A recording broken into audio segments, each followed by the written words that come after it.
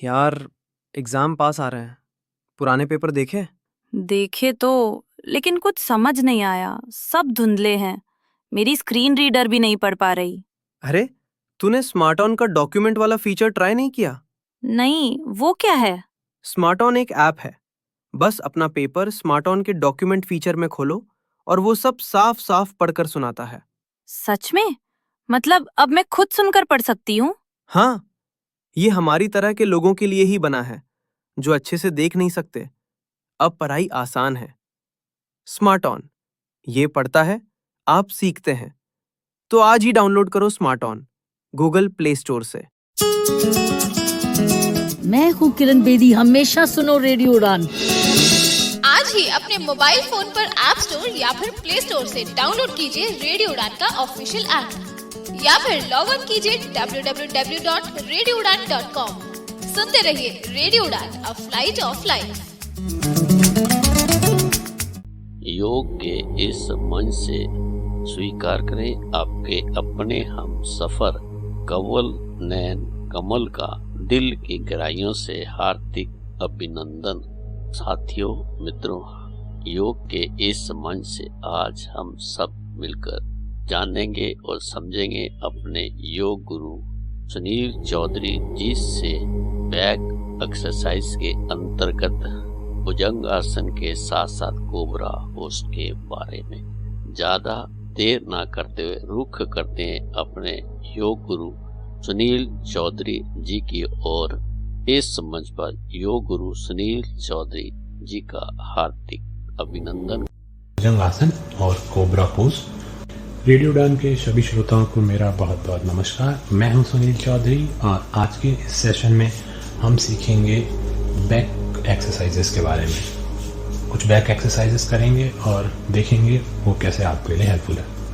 तो जो मेनली अपन एक्सरसाइज आज करने वाले हैं वो है भुजंग आसन और कोबरा पोज। तो जैसे जनरली सांप आगे से उठा हुआ होता है अपने बॉडी का पार्ट और पीछे से पूरा जमीन पे होता है, वैसे ही अपन जमीन पे उल्टे लेट के करेंगे। उसकी डिटेल्स अपन थोड़ी देर में सीखेंगे। बट जो भुजंग आसन है वो उससे क्या होता है कि आपकी जो बैक है वो पीछे की तरफ स्ट्रेच होती है, जिससे कि आपकी स्पाइन जो है वो स्ट्रांग होती है। आपके जो वर्टिब्रास हैं स्पाइन के उनमें स्ट्रेच आता है। और जनरली आप जब पूरे दिन में जब बैठते हैं कंप्यूटर पे वगैरह तो जनरली स्लाउचिंग होती है, आप आगे की तरफ झुकते हैं, जो कि आपकी बैक में पेन इंट्रोड्यूस कर सकता है। तो इस और ये अगर आप भुजंग आसन करते हैं तो आपका जनरली काउंटर पोज होता है। तो जो पूरे दिन आप आगे झुके रहते हैं और इस एक्सरसाइज में आप पीछे झुकने की कोशिश करते हैं, तो जिससे कि बॉडी का बैलेंस या फिर जो आपकी स्पाइन है उसका बैलेंस बना रहता है। तो इसलिए ये बहुत ही बेनिफिशियल एक्सरसाइज है। और इसके अलावा अगर किसी को अगर क्रॉनिक बैक पेन है या कोई बैक की सर्जरी हुई है या फिर एब्डोमेन की कोई सर्जरी हुई है या उन्हें हार्निया है, उन केसेस में इस पर्टिकुलर एक्सरसाइज को अवॉइड भी करना चाहिए। तो स्टार्ट करते हैं। अब अपन बैकवर्ड बेंड ट्राई करेंगे। आपकी बैक से पीछे मुड़ना है, पीछे झुकना है। तो उसके लिए आप सबसे पहले ज़मीन पर लेट जाए, ग्राउंड पे एकदम लेट जाए उल्टा। तो आपका जो स्टमक है वो ग्राउंड को टच कर रहा है, तो आप उल्टा लेट गए हैं ज़मीन पर। आपके पैर स्ट्रेट है, जो आपके पैरों के पंजे हैं उनको आप दोनों को मिला सकते हैं, एडी को मिला सकते हैं। और आपका जो हाथ है उसे आप अपने साइडों में रख सकते हैं। स्ट्रेट रखें तो आपके जो हाथ है वो थाई के पास आ जाएंगे और आपके जो पाम्स है वो फेसिंग अपवर्ड होगी, आप ऊपर की तरफ फेस कर रही होंगी। तो आप उल्टा रख दें उनको भी और आपकी जो चिन है उसे ज़मीन पे रख दें। अब आपको क्या करना है कि धीरे धीरे बॉडी के आगे के पार्ट को उठाना है। जो चेस्ट है उसको ऊपर की तरफ उठाना है। तो आप अपना हेड तो उठाएंगे, तो आप बेसिकली आगे की तरफ देख रहे होंगे और आपका जो चेस्ट है जितना हो सके उतना उठाने की कोशिश करें। हो सकता है स्टार्टिंग में वो बहुत कम उठे, बट धीरे धीरे कोशिश करें कि आप पहले हेड उठा लें एटलीस्ट। और ध्यान रहे आपका जो पीछे का बॉडी का पार्ट है, आपका जो बट्स है उससे नीचे का वो सारा पार्ट ज़मीन पे ही है, इवन स्टमक भी ज़मीन पे है। आप केवल चेस्ट को उठाने की कोशिश करें जितना हो सके।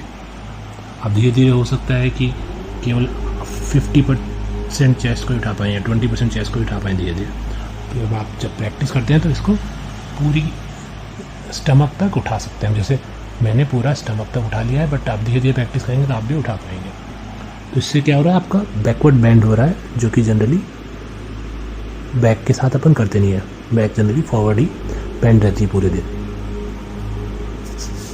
अब नई एक्सरसाइज स्टार्ट करते हैं। अब हम भुजंग आसन स्टार्ट करेंगे। तो आपको उसी पोजीशन में रहना है, ज़मीन पे लेटे हुए। आपकी जो स्टमक है वो ज़मीन पे है, आपके पैर स्ट्रेट हैं। मतलब आप उन्हें चाहे तो थोड़ा गैप दे सकते हैं अपने पंजों के बीच में, या फिर एकदम एक दूसरे से टच करके रख सकते हैं। बट आपकी जो है और चिन है वो अभी ग्राउंड पे ही है। बट जो नेक्स्ट स्टेप है, आपके हैंड की पोजीशन चेंज करनी है आपको।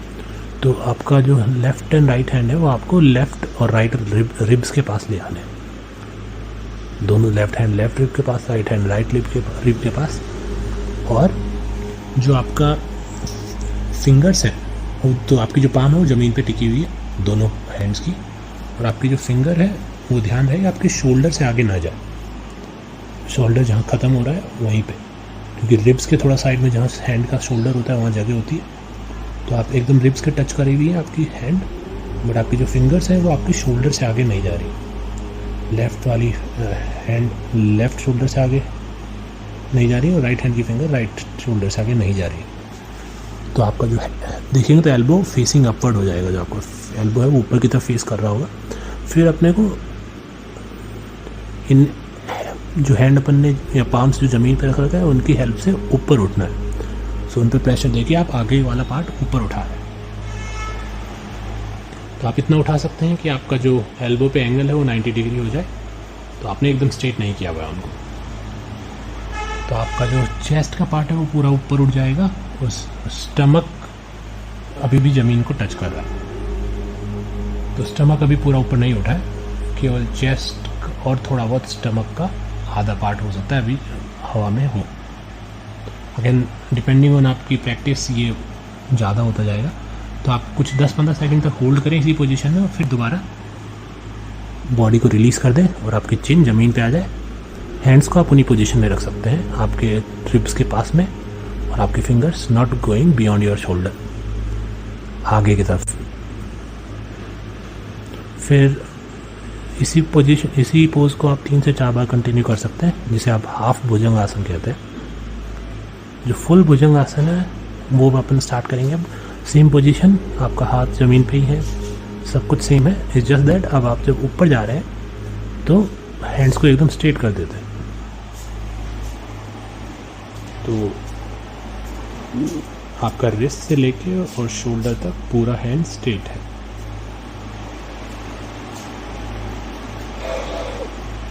आप जितना देर हो सके होल्ड करें उस पोजीशन पे। आप देखेंगे आपका जो स्टमक है वो अब पूरा हवा में है। आपका नेवल जो होता है,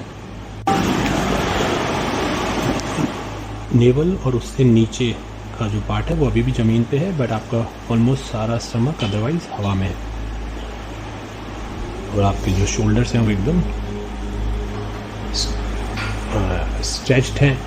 और आपका जो फेस है वो आपको फेसिंग फॉरवर्ड करना है। तो नीचे की तरफ नहीं देखना है, सामने की तरफ देखना है, और हो सके तो ऊपर की तरफ देखना है, ज़मीन आसमान की तरफ। थोड़ी देर होल्ड करें इसी पोजीशन में 10-15 सेकेंड, और फिर धीरे धीरे आपके एल्बोज को बेंड करके ज़मीन पे आ जाएं और अपना चिन ज़मीन पे टेक दें।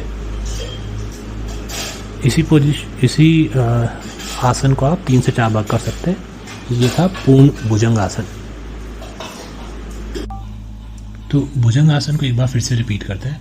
ये बहुत ही इंपॉर्टेंट आसन है। इसे आप रोज़ाना एटलीस्ट अपने लाइफ साइकिल में, अपने लाइफ की रूटीन में ज़रूर लाएं। तो वही है, अपनी पोजीशन सेम है। आपका स्टमक ऑन द ग्राउंड, आपकी पूरी बॉडी ग्राउंड पे है। आपका जो हैंड्स हैं वो आपके शोल्डर के नीचे हैं, palms touching the ground, fingers touching the ground, chin आपकी ग्राउंड पे। और फिर आप अपने पाम्स की मदद से अपने बॉडी के अपर पार्ट को हवा में उठाएंगे।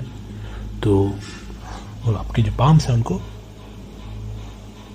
पाम से पूरा प्रेशर आते हुए आपका जो हैंड है वो एकदम स्ट्रेट हो जाएगा। आपका जो फेस है वो आप सामने की तरफ देख सकते हैं और हो सके तो ऊपर की तरफ देखने की कोशिश करें। और ध्यान ये रहे कि आपके जो शोल्डर्स हैं वो ऐसे नहीं है कि आपके लेफ्ट या राइट में निकले हुए हैं। आप कोशिश ये करें कि आपका पूरा ही पार्ट जो आपका इवन नेक है वो भी थोड़ा शोल्डर से बाहर निकला हुआ हो। ऐसा नहीं है कि शोल्डर उठने की वजह से आपकी नेक जो है वो अंदर रह गई है। तो आप कोशिश ये कर रहे हैं कि आपका इवन पूरा पार्ट स्ट्रेच्ड हो और शोल्डर बराबर हाइट पे हो। शोल्डर और इवन आपका जो नेक है, नेक का जो पीछे का हिस्सा होता है जहाँ पे बैक से टच करती है, वो तीनों सेम लाइन में हो। उनके बीच में कोई भी डिप्रेशन या कर्व ना आए आपके दोनों शोल्डर के बीच में। और इसको टच करना करके फील करना मुश्किल है, बट आप देखेंगे कि अगर आप रिलैक्स वे में ही जाते हैं तो आपकी जनरली शोल्डर्स ऊपर की तरफ निकले हुए होते हैं। बट आप अगर अपने बीच के पार्ट को उठाने की और कोशिश करते हैं, नेक को ऊपर स्ट्रेट ले जाने की कोशिश करते हैं, तो वो बीच का जो कर्वेचर है, बीच का जो डिप्रेशन है वो ख़त्म हो जाता है। तो कुछ देर इस पर रहें और फिर धीरे धीरे नीचे आ जाए। तो स्टमक पहले आपका ग्राउंड को टच करेगा, फिर आपकी चेस्ट ग्राउंड को टच करेगी और फिर आपकी चिन ग्राउंड को टच करेगी। तो इसी को 3 से 4 बार करें और हर बार कोशिश करें कि 5 से 10 या 15 सेकंड तक आप होल्ड कर सके। जब आप ऊपर है, हवा में है, जब आपके फ्रंट पार्ट जब हवा में है, बॉडी का अपर पार्ट जब हवा में है, तो उस समय आप 10 से 15 सेकंड होल्ड करने की कोशिश करें। ये बहुत ही बेनिफिशियल एक्सरसाइज है आपके बैक के लिए, तो इसे रोजाना जरूर करें। आज के इस सेशन में इतना ही। कल फिर मिलेंगे कुछ नई एक्सरसाइजेस और योगा के साथ। तब तक स्वस्थ रहिए, योगा करिए। नमस्कार। योग के इस मंच पे आज की इस यात्रा में हम सब ने मिलकर अपने योग गुरु से बैक एक्सरसाइज के अंतर्गत भुजंग आसन के साथ साथ कोबरा होस्ट के बारे में जानना और समझा। साथियों, मित्रों, योग को अपने जीवन का अभिन्न अंग समझते हुए इसका निरंतर अभ्यास करते रहें। अपने आप को स्वस्थ रखें, चुस्त दुरुस्त रखें। आप सबने सुना ही होगा, हेल्थ इज वेल्थ। हरि ओम। आप सबका दिन शुभ हो, मंगलमय हो, कल्याणकारी हो।